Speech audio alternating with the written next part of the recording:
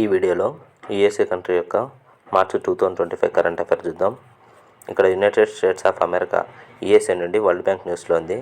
World bank రీసెంట్గా ఒక రిపోర్ట్ను release చేసింది. ఆ రిపోర్ట్ టైటిల్ వచ్చేసి becoming a high income economy in a generation. ఈ రిపోర్ట్లో ఇండియన్ ఎకానమీ గురించి వరల్డ్ బ్యాంక్ సర్టెన్ పాయింట్స్ని మెన్షన్ చేసింది. ఆ పాయింట్స్ ఇప్పుడు చూద్దాం. ఇండియా కంట్రీకి ఒక టార్గెట్ ఉంది. By 2047 high income country or developed కంట్రీగా అవ్వాలనే టార్గెట్ ఉంది. ఈ టార్గెట్ని రీచ్ అవ్వాలంటే ఇండియాస్ యొక్క గ్రోత్ యావరేజ్గా ఎలా ఉండాలనేది ఈ రిపోర్ట్లో వరల్డ్ బ్యాంక్ మెన్షన్ చేసింది. అదేంటంటే ఫ్రమ్ ది ఇయర్ 2000 నుంచి 2024 in the span of 24 years India యొక్క గ్రోత్ 6.3% యావరేజ్గా ఆల్రెడీ అచీవ్ అయింది. సో రిమైనింగ్ ఇయర్స్ 2025 నుండి 2047 ఇన్ ది స్పాన్ ఆఫ్ 22 ఇయర్స్లో ఇండియాస్ యావరేజ్ గ్రోత్ 7.8%గా అచీవ్ కావాల్సి ఉందని వరల్డ్ బ్యాంక్ ఈ రిపోర్ట్లో అనేది తెలియజేయడం జరిగింది.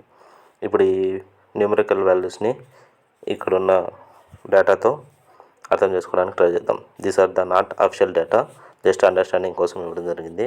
According to economic survey of India 2025 data ప్రకారం FY24 real GDP 173.82 lakh crore ఉంది.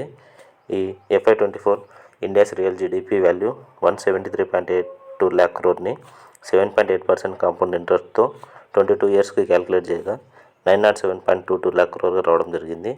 సో FY47 కల్లా India's real GDP 907.22 lakh crore reach అయినట్లయితే ఇండియా అనేది డెవలప్డ్ ఎకానమీగా చెప్పుకోవచ్చు.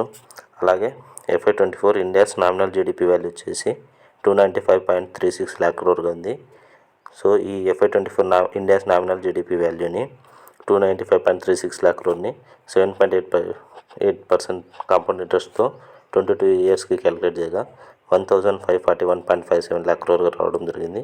సో FY47కి India's nominal GDP 1541.57 lakh crore reach అయినట్లయితే ఇండియా మేబీ డెవలప్డ్ నేషన్గా mention చేయొచ్చు. ఈ న్యూమరికల్ వాల్యూస్ని వచ్చేసి నేను compound interest calculator American standard platform నుంచి క్యాలిక్యులేట్ చేయడం జరిగింది. ఇక్కడ చూసినట్లయితే ఇక్కడ ఉన్న ఫస్ట్ పిక్చర్లో వచ్చేసి India's nominal GDP 173.82 lakh crore 7.8%కి కాంపౌండ్ ఇంట్రెస్ట్తో 22 ఇయర్స్కి క్యాలిక్యులేట్ చేయగా 907.22 lakh crore రావడం జరిగింది. అలాగే India's nominal GDP 295.36 lakh crore రూపీస్ని 7.8% compound ఇంట్రెస్ట్తో 22 ఇయర్స్కి క్యాలిక్యులేట్ చేయగా 1541.57 lakh crore రావడం జరిగింది.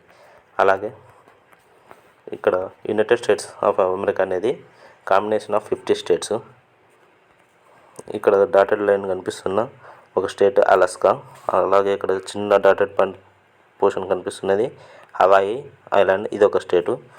50 స్టేట్స్లో ఈ 2 స్టేట్స్ పోగా రిమైనింగ్ 48 స్టేట్స్ వచ్చేసి ఇక్కడ కనిపిస్తున్న ఈ పోర్షన్లు ఉంటాయి. ఈ కంప్లీట్ 50 స్టేట్స్ని కలిపి యునైటెడ్ స్టేట్స్ ఆఫ్ అమెరికా అని పిలుస్తాం. That's all about today's video.